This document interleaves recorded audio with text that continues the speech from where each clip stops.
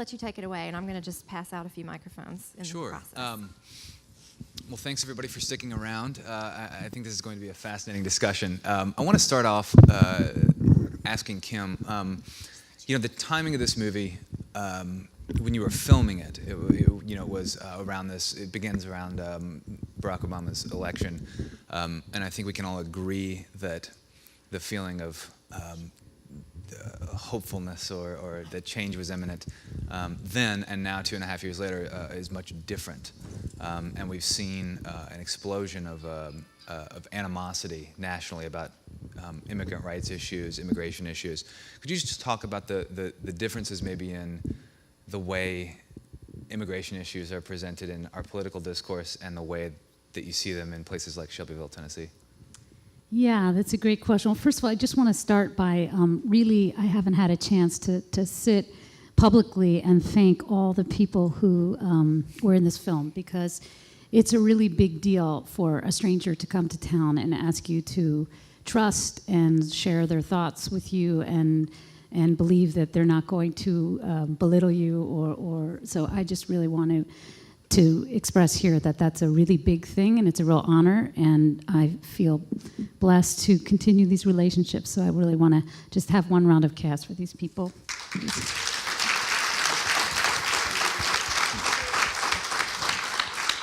Now, to answer your question, I think, that year, it started that I thought about making this movie. We started talking to people in the policy world who are looking at these issues, and we said, what kind of stories are out there and what can be helpful? And they said, we see an awful lot about hate crimes and a lot of negativity around the issue. And there really isn't a lot out there about regular folks in small town America where a lot of this is happening, who are trying to navigate these waters and these challenges. And they said, there's this wonderful work being done by an initiative called Welcoming Tennessee, who's also here, and I want to acknowledge Stephen for all the help he and his staff gave along the way. So Welcoming Tennessee was this pilot project that Lucy and Miguel were part of, and they said, you really should check out that work and this town because it's really a microcosm for what's happening in a lot of places. And because it was October of that year and it was going to be this very, no matter what happened, it was a dynamic time, I decided to come down here the month before the election. And of course, that year proved to be very dynamic, not just in terms of the change of administration, but in terms of the economy starting to really plummet. So many things happened that affected immigration. And so really what I wanted to do was kind of depoliticize this issue. I felt like rather than having a film about politics, I wanted to have a film that was more value-driven, that could really just simply give a voice to regular people, not regular, extraordinary people, but but people in one small town who could talk openly about the challenges, the fears, and what they were feeling, because I felt that my own feeling is that the majority of people that I meet are somewhere in the middle. They have very conflicted and sometimes confusing feelings about this issue, and that there does need to be just a feeling of safety in talking about it and not to be attacking one another for certain opinions or fears or concerns that they have. So that was kind of how I came to the movie, and also with an empathy that it's not always easy. Change is not always easy, and that was kind of the philosophy. Mm-hmm. I'd like to hear from everybody else on sort of a similar question. What were you confronting? What did you see happening around you? And what are the kind of day-to-day issues that you had seen? And maybe we can start with Beverly. No.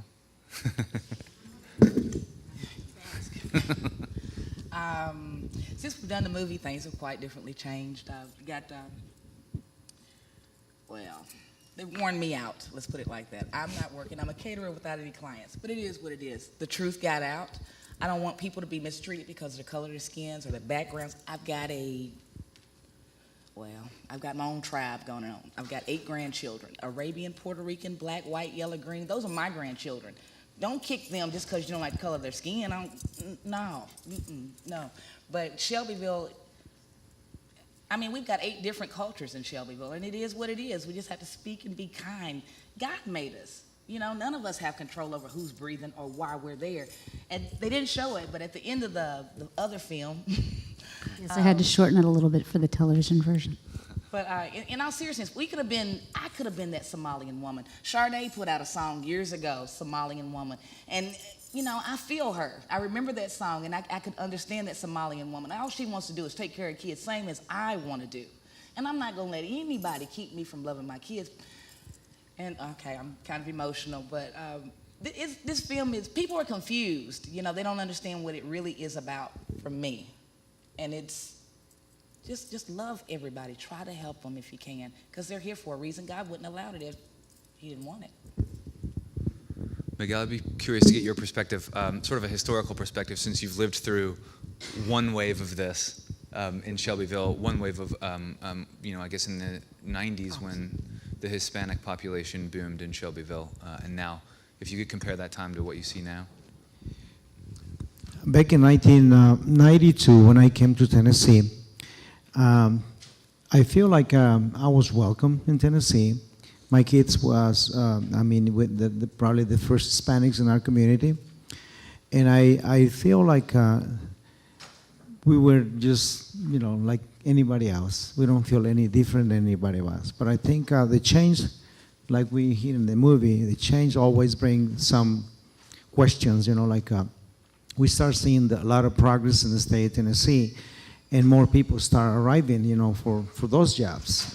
And I think that's when the situation started getting a little bit tense, because too many Hispanics, too many people, they're looking for jobs.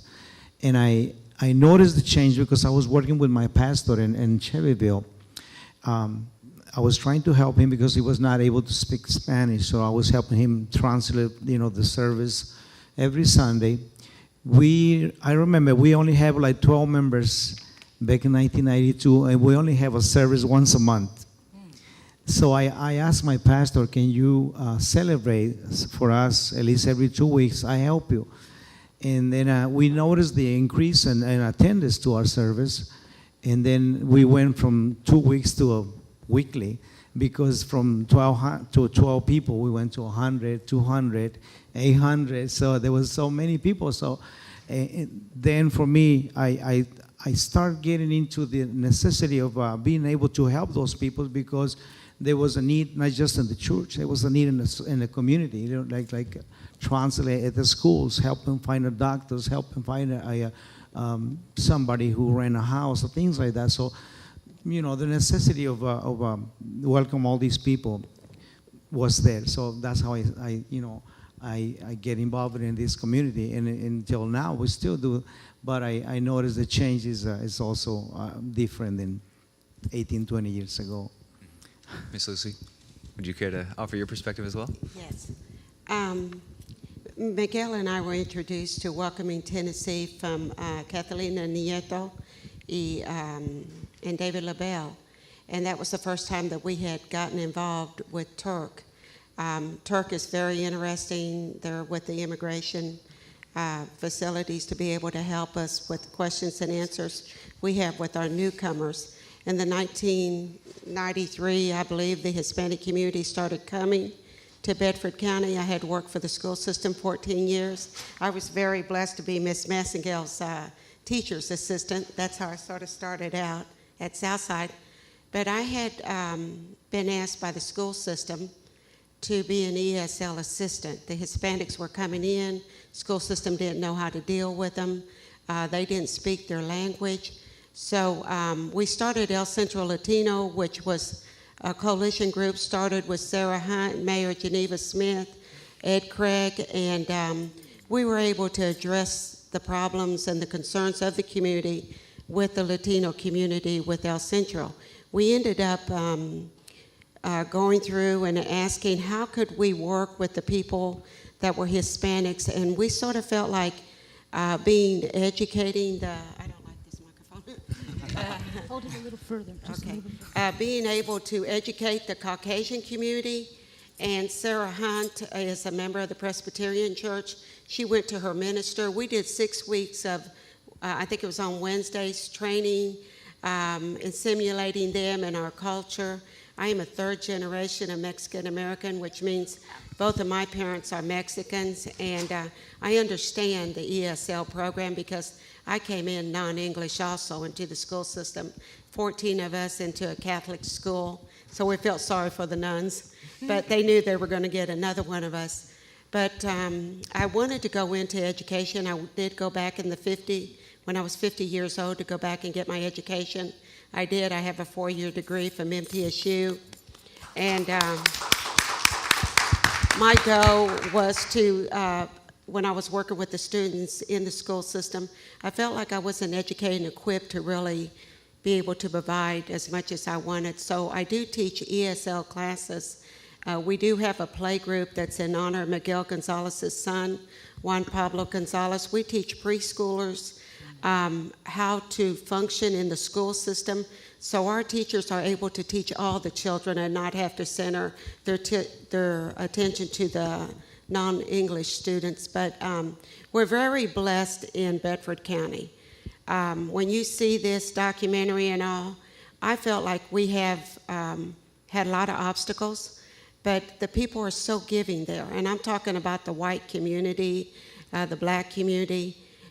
Whenever I requested anything for Christmas, it didn't matter who you were, these people just gave their heart. And even during the year, if I had a child that needed socks in the school, I'm sure Miss Marilyn can agree, pencils, anything, our community came forward and we gave. So we've been very blessed in Bedford County, and I love the Somalian people. They're good to me, and I feel like I'm good to them. I'm servicing them, but how are you going to learn how to live unless somebody takes that time to share and to help them, and not only them, the Hispanics or whatever. But, I have English people that come to me and say, I can't read. And I say, well, I don't care what color you are. If you want to read, just come and I will help you. So, and I feel like I am blessed. I know that God has used me as an instrument to serve him. But I would like to thank the newspaper. I know they've gotten a real bad call or whatever I hear, but they didn't have anybody else to turn to that was Somalian. They didn't come out till later, until we knew who we could talk to, like Muhammad Ali, on their feelings. And because I was teaching the ESL class, their newspaper every week and every day gave me a copy of their paper to teach the Somalians how to read English. And they didn't have to do that, but they did, Ivan Hughes. So there's a lot of good, and all. It's just us working together and to make a better world. And I want to thank all of you for coming. Thank you. Thank you. I have one more question that I'd like to throw out, and then I think we're going to open up to the audience for questions. One of the things that you were getting at, and one of the things that is so striking about this film, is sort of this conflict between assimilation and multiculturalism. And I think the idea is, should you learn our system of beliefs and our customs, or, should we learn how to accept yours? I think this bears out a lot in religious elements. And so I'd like, if you could start us off with an answer to that, maybe. Sure. Stephen Kane, First Presbyterian Church, Shelbyville. I think it's a both and. I think personally I hold on to my beliefs, but I'm not intimidated or afraid to learn other people's traditions, cultures, worship practices. I think welcoming is scriptural. I mean, when I read the Bible, it talks about welcoming the stranger, the least, the last, the lost, and welcoming them, giving them food, drink, care, nurture, not only to share the good news of the gospel, but that kind of comes second for me. I think carrying basic human needs is first, and that is the Christian faith to me. And I was raised and taught coming along that all people are God's creation, and so let us learn from each other and make our lives better by learning from each other. And my role, I think, in all of this is to be a calming voice to a community that is very nervous about the change coming, not only immigrants, but an aging, changing congregation with a world that is very different. Ms. Marilyn, could you speak maybe to that point as well? You know, how it has been for you to learn about other customs? Well, I was born and raised in Shelbyville, so I was born in the area that was very segregated, and I saw a lot of signs that said colored only, black only, white only. We couldn't drink water here. If I had to go to the bathroom when I was downtown, I had nowhere to go. If I visited a town and needed a hotel, a place to stay, I had nowhere to stay. My grandmother was always a good lady that lived on the corner. And when black folks came through and wanted to spend the night and where can I go, we had a few boarding houses sometimes that people would let you in. But Mama would always say, come on in, make yourself comfortable. She would give them something to eat, let them sleep, get up, cook breakfast, and send them on their way and never see the person again. But we were brought up to love one another, and that all of us are God's children. We were all made from dust, and whether we believe it or not, we're going back to dust. I don't care whether I'm buried in a box or if I'm buried in a silver tomb. When God gets ready to call me, I'm going to be dust, you're going to be dust. We have to learn to live with the change. And I'm happy to say that I lived through a change in Shelbyville, and we did not have to go through bloodshed, nor a lot of argument, but we needed to talk and understand each other. One of the things that is a holdback for us is communication. We do not know the language of the people, and they do not know our language. I visited a foreign country, and I know how I was trying to even ask for a piece of bread. That I didn't know what to say, and they didn't know what I was saying, and I didn't know what they were saying. So our communication, if I couldn't point to it, we couldn't very well get along. So we need to understand each other. You have your own customs. You do things in your home that I don't do in my home. I do things in my home that you don't do in your home. But that doesn't mean that you're any different or you are wrong for what you're doing. I just need to understand and respect you because of what you believe and what you are doing. And I want the same respect. And you know, I've been called started off when I was in school, I was a Negro. And sooner when you got mad at me, I was a nigger. Oh. And then soon I became colored people because we were all mixed, we were all colors, and we are all colors now. Ma'am. And so, you know, that hasn't really changed. Some people said that the Somalians said that they were a pure breed of people. I hope they are. But I don't think any of us are purebred. If we dig down, we got a little bit of blood here and a little bit of blood there that didn't belong there. But love one another and understand. And I don't want to get onto this, but I do know that there's a little story once of a little lady that, and you know, when we got guests coming to our house, we always want our house to be perfect. And we're going to fix our biggest meal. And this lady was getting ready for Jesus to come because she thought Jesus was coming to see her. And a little cat came and scratched on her door, and she said, go away. I don't have time to fool with you today because Jesus is coming to see me. Then here come a neighbor, knocked on the door. Miss So-and-so, I don't have time to fool with you today. I got to cook. I got to get my house straight. Jesus is coming to see me. And finally, the third person came. She turned them all away because she was busy because Jesus was coming. But when she saw Jesus, she said, Jesus, I got my house ready, fixed the grandest meal, and you never did come. He said, I came 3 times, and you turned me away each time.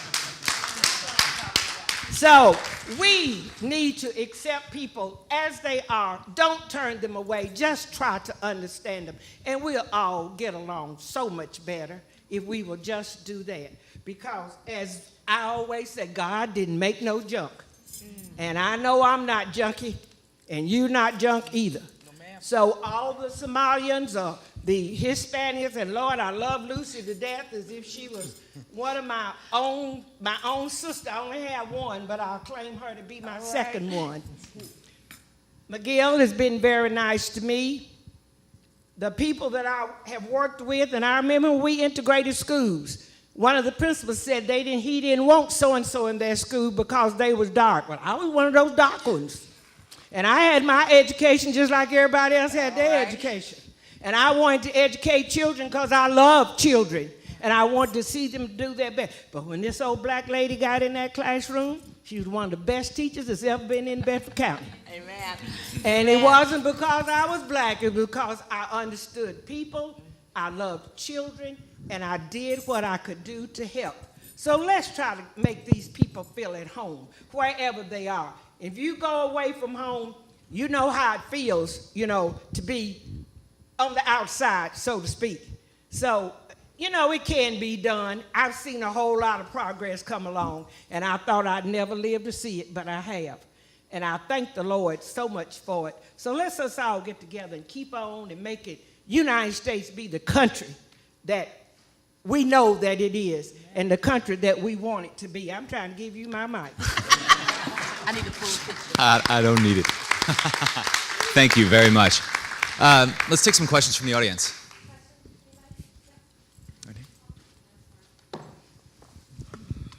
Hi, my name is Deborah, and I've had the privilege of working in an organization where I have met a number of different people from various areas around the country.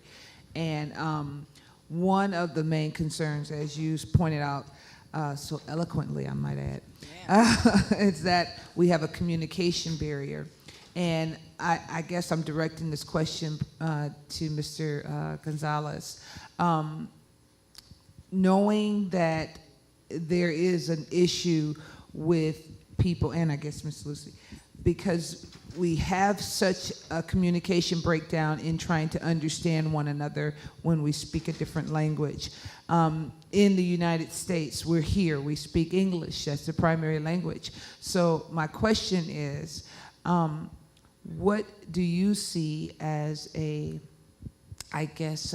suitable amount of time for someone coming into this country to learn the language and adopt the language? No, you don't have to adopt all the customs and traditions, but what do you feel the importance of learning the language is in this country?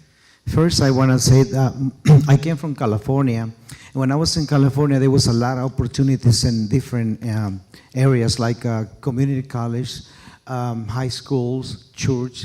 They offered English as a second language at night time, like 7 o'clock, 8 o'clock, for those who want to come over and learn the language. So that was a really good thing from that community to be able to learn the language. And here in the state of Tennessee, we even struggle to have something like that because there is none almost. We have a few volunteers who come over and teach the language a couple of hours a week, but I think we need more retired teachers or people who want to volunteer time and help these people. All these people who come from different countries, they don't have any idea about this culture, this society. So if we want to help these people and welcome them, I think for those who want to spend an hour a week or 2 hours a week and try to help the adults, I'm not saying about kids. Kids are catching right away.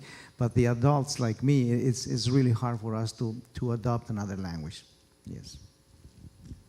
We have a question back here. Oh, Ms. Lucy, did you want to address that? No, go ahead, please. Stephen, I want to congratulate you for using the model of interfaith dialogue, I think, is your starting point.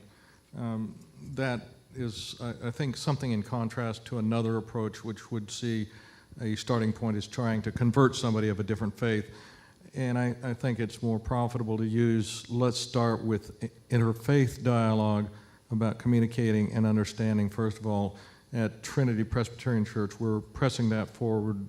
We're in our 4th series with the Islamic Center and have had a number of representatives. That will be an ongoing process, not just one time, but we want to congratulate you I think, for that process of starting with talking together in interfaith dialogue and listening together and eating together and, in our case, seeing a movie together. So that's how we're pushing that forward. Thank you. I've got a question back here. I'll come down to you next. Thank you very much. I wanted to speak to all of you when I think in terms of when Jesus was born. Remember, there were 3 wise men who came to him, and they were, the 3 wise men brought gold, frankincense, and myrrh. Now, frankincense and myrrh only grow one place in this world. This is to the minister especially. That's Somalia. That's where it comes from. So now we know the gold could have come from West Africa. We know it didn't come from Europe, but it could have come from West Africa or something like that. But that frankincense and myrrh was that. Now, I don't know who told you that they were a pure breed, because East Indians were sent over there by the British after this. True Somalians that might look like myself, they refused to work after their land was stolen. So we need to know the whole truth. But just wanted to bring that up to you about Christianity. Thank you. I also just wanted to add that Hoa from the film was planning to be here with us today, and I'm sorry that she's not on the panel, but she was apparently unable to make it. My name is Gad. I'm with Nashville International Center for Empowerment, and thank you so much to the panelists, and thank for this wonderful video, that documentary that tell a lot about the work that you all are doing. I think this is wonderful. So, I have a question, but I want to follow up with your question in regard to how long does it take someone to learn English, since it becomes an issue of communication and how we can all get along if we do not really know, how do we know the culture without having to communicate among ourselves. English is one of the tough language to learn, especially if you are coming here as a little older person. It took some people, I think you could talk about 2 to 3 years for someone with no basics. I have a model myself that I term to when I break down the kind of what we call the integration process. The integration is really an easy thing, but it is something that could happen if we are giving a lot of support to the people that are coming here, the new people. So 1 to 2 years for someone who doesn't really have a lot to deal with, then you can be able to pick up some word, but not so much. Having been here for 5 years, you can be able to communicate with the other, but not in a way that you will be able to express yourself in a setting like this. It would take pretty much between 5 to 7.5 years where you could be able to feel comfortable in expressing yourself as this in a better setting that we are in. When I came here, I did not speak a single word in English, but a lot of us who are coming here came here because of a lot of things that did happen in our life, and want to come here to have a better life, to have hope, and becoming a part of this country and be productive. So in that say, it's also come with a challenge that are also in a blocking our integration and also blocking our success. And there are a lot of barriers, especially for the single mother and also for the people who have a lot of other things that are really blocking them. It's difficult. If the area doesn't really support the person, it also makes it difficult for a person to get into that. So I'm thinking what we need to do as people is to also be patient, because if we are not so patient, it would be difficult for these people to even to get to where we want them to be. And there's no way you can push people away when they're coming and they're not doing anything bad to you. And that's what I can tell you about that. But my question to you, after the newsletter, after the newspaper, when you met with the writer and a new article was written, has there been any change? I mean, now, how is Shelbyville right now? Is it a little bit, are they aware a little bit about Somalia and at least knowing a little bit about them? Did the public opinion change a little bit? I mean, what is different from last time? Well, I want to say that, first of all, there was a lovely write-up yesterday or today in the Shelbyville Times-Gazette about the airing of the movie on PBS. And in terms of we've been working a lot with the film, not only in communities around the country and around the world, around, positive dialogue. But in Shelbyville, there have been some efforts. And if you don't mind, Sarah, I feel like you might be able to speak a little bit to some of the things that have happened since the film. If you could. Thank you. I am Sarah, and I would like to give insights into this. I do feel like we have grown. We have become more aware. I think in the season of Lent, we had 2 churches that joined together to do a 6-week study on the Muslim and Islam faith, and it was well attended with many questions and follow-up conversations. Some things we have found success in doing, other things that we need to do are just in the planting of seeds right now. We're looking forward in conversation to having something in the fall to bring together our community. But in terms of the media, perhaps someone else on the panel, Kim, could address that. I think we have someone from the newspaper with us today. Where? Oh, right here. Okay, perhaps. May I add to that no, thank you. That in the community, I have seen a change in Somalians and the other people. To me, for a while, I happened to bank at the same bank where a lot of them came to on Friday afternoon. They would not smile, and they would not speak to you. And I'm one of those old country people that you waved at everybody, went down the street, whether you knew them or not. You waved at them. People asked you who was. I don't know who they were, but they pass here every day, so we wave. But now I have found that they smile. The gentlemen are nice enough to hold the door open for you, and we don't get a lot of American men to do that this day and time. And they seem to be a little warmer toward you. The ladies will smile, and they will say hello. That's about all I can say is smile and say hello, but a smile goes a long way. So that's a way of communicating. Then we have gotten into some small groups of gathering where we had round tables. And some of the ladies that at our table that could not speak English, we decided that we would exchange phone numbers.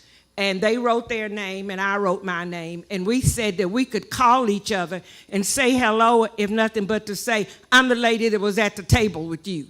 And therefore, or say, table with you, and they will probably know what I'm talking about.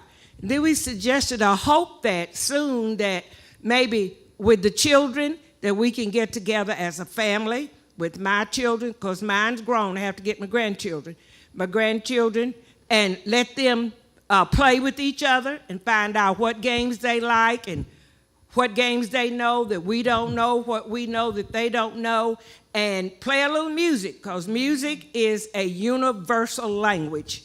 So therefore, I think if we would get in smaller groups and get to know people, it would be a little bit better than a larger group, as we do sometimes when we have picnics and dinners and all that. Well, we just eat and say hello and something and go on.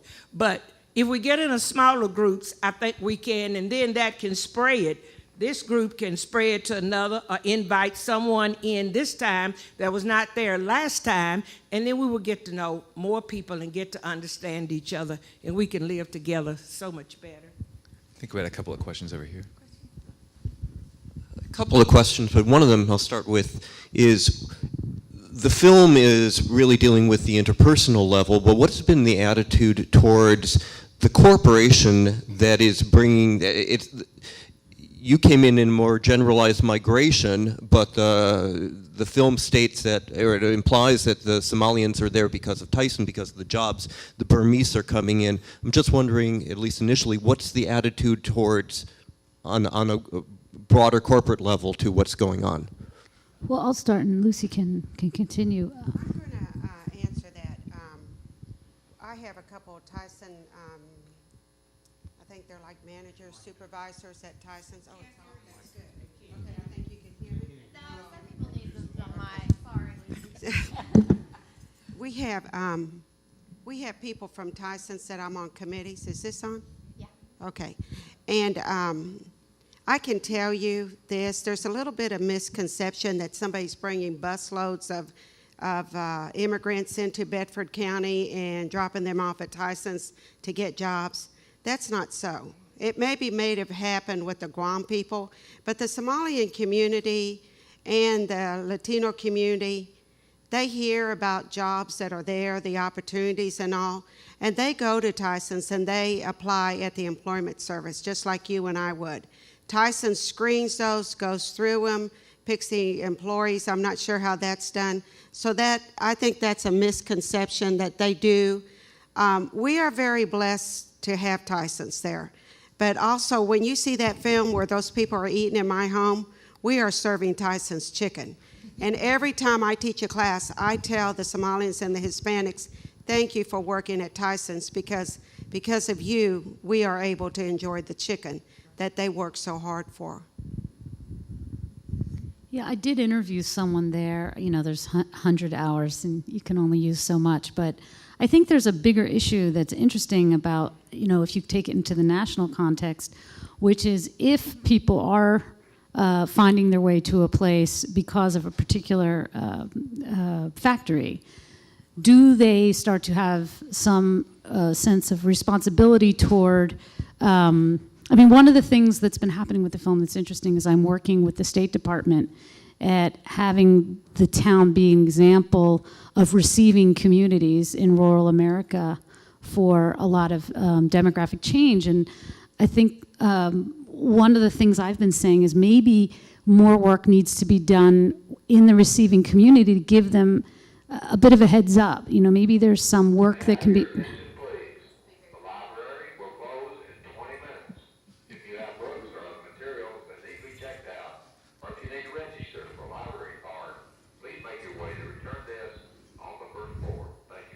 Boy, that made me think of my third grade book that I never returned. I got scared. But anyway, I think that there is this thing I've been thinking about. What would happen if in 2004, you know, there was some mechanism where people could sit down in the town and say, look, the town is changing and people are coming. And let us talk a little bit about why. Let us tell you about Somalia, why these people are leaving a war-torn place, why they need another home. So it's not just this sudden, because what we're witnessing in Shelbyville is what the policy people called secondary migration. These people come to places like Minneapolis or here in Nashville, and then they need jobs, and their friend or their relative will tell them, you know, hey, you might apply for a job, and as Lucy said, they apply like anybody else. But it is traditionally the meatpacking industry a place for entry-level jobs. So that's something I'm thinking about: is how can it be better if people are somehow enlisted to understand more? I mean, the refugee program in this country, like it or not, is something I'm personally proud of. I've gone to conferences. We do more than anyone in the world to receive people from war-torn places who are fleeing, you know, death and danger. So. You know, that's something to think about, is if instead of, you know, Mayor Ray and people kind of after the fact having to go to Tyson, if there was a sense in the community of, hey, let's talk about what's happening, and a lot of it is happening because they're coming to our factory, how can we help with language? And I know Lucy's done some of that. She's sort of like an unofficial mayor. Other question? I would just want to share something with the audience. You probably see that I lost a son back in 1997, and this thing that I'm going to tell you make me real proud about my son. We came in 1992 to Tennessee, and by 1996 he became the student president council in Unionville, and for me that was more than a welcome to our family in that community. And you know, as we see a lot of bad things happen, But there's also some good things happening in small communities. I just want to share. And also, on his memory, Lucy and my wife, they created Juan Pablo Playgroup, where they teach English to those kids coming from immigrants who don't speak any English at all. And these kids are been, through the teachers in the different schools in Shelbyville, they tell us that our kids, these kids who go to this specific playgroup, they have so much ability to absorb the English, and they're on top of the class. So that also makes me so happy and proud that my son's memory is there. And I say thank you, Lucy, and thank you for all these parents who take advantage of that. I just want to share that. We've probably got time for about one more question or comment. Anyone? Yes, okay. I have a couple of comments I would like to make. Tyson, to me, is the elephant in the middle of the room here. And I don't think that their role has been well defined. Tyson also hires a large number of refugees who come into Catholic Charities Resettlement Program. That's the job they get. And I don't even have the answer, but Tyson needs to be held accountable for the confusion that emerges in communities around their hiring new immigrants. That's one comment I want to make. Another comment I want to make is I attend refugee orientation at Catholic Charities. Every 2 weeks you have a large number of people that come in. They've been here only 2 weeks. I would recommend that anybody in this room who wants to know more about the new people in our community, at least, go to those orientation sessions. You can go, and you know why people come here. And they don't come here looking for our jobs, necessarily. Many of them tell you they are running for their lives out of war-torn communities. And I have learned so much by going to those orientation sessions. Anybody can go. I go, and Nancy Sawyer is a wonderful person. She welcomes me every Tuesday morning. She giggles and says, well, you're here again. I guess you could do this orientation session. And I go because I want to know why people come and who they are, and to welcome them into this community. So I encourage people to do that. Okay, I have one thing to say. I should have said it to begin with. I was born in 1968. Jim Jones put, spiked the Kool-Aid in South America. This is my father. He died in 2003, my stepfather. But he taught me how to love. His cultures, the different kinds of foods that he has, his way of life. It didn't do anything but enrich mine. So when I see people out on the street, I want to get to know. I want to know how you do this. It looks different, but that doesn't make it wrong. So, like you said, people come in the country for different reasons. Yeah, and I just want to add, I think it's a wonderful, wonderful idea, but I also feel like even if you can't take that initiative, last night I arrived in the airport here in Nashville, and I had to take a cab, and just starting up a conversation, the guy who drove the cab, I asked him where he's from. He's Sudanese. We had a wonderful conversation. He's been here 7 years. He ended up telling me he's a musician. He loves Nashville. He doesn't want to go anywhere else. He ended up playing me his music. We talked about country music, if he likes country music. We talked about fusion, and it was just the most interesting conversation. And I learned, and that made me feel really warm about Nashville. And so I think how I've changed from the movie is I will always look for those opportunities when I meet people that I think might be from somewhere else too. And it's always interesting. I'd like to share something. And I teach this to my class. Oh, here we go again. Oh, you do not need to know each other's language. I teach the Somalians this. The smile is the universal language. And if you smile at somebody, they're going to smile back. It's eye-to-eye contact. Another thing I tell them, too, that I feel sorry for people that walk around that talk negative about each other because they're ignorant. Mm-hmm. But knowledge is getting to know each other. And I tell them, you want to be knowledgeable and learn about each other. We have to learn not only about the Somalians, but the Hispanics, the Guatemalas, the Honduras, or whatever, but you have to know about each other. And I firmly believe it would be nice to see Tyson's again take up and teach English classes like they were doing at one time, but they have stopped that. I think that would be good because a lot of their people can communicate a little bit, but it would be good to see them communicate more. I think that the children that are in the school systems, if I'm not mistaken, they get like 20 or 30 minutes of ESL. You can't learn a language that fast. When the school system sent me out, I spent an hour with the children. And I also spent time with Miguel's children when they first came here, the younger ones. One, maybe the other one didn't really need me. 150 children I worked with 1 year. That's a lot of kids traveling to different schools.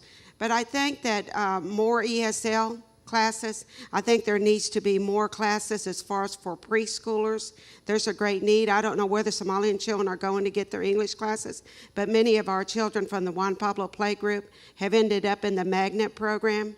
So we're really proud of that. We have 3 or 4 teachers that are retired that are volunteering their time. It's all volunteer. We are not waiting for state money. We are doing it on our own, using our own materials and all, and we're providing for those that we feel like we can help. Thank you. Unless you have anything to add, I think we need to wrap up. But I just want to say thank you to Beverly, Lucy, Marilyn, Kim, Miguel, Stephen, and thanks to all of you for your questions.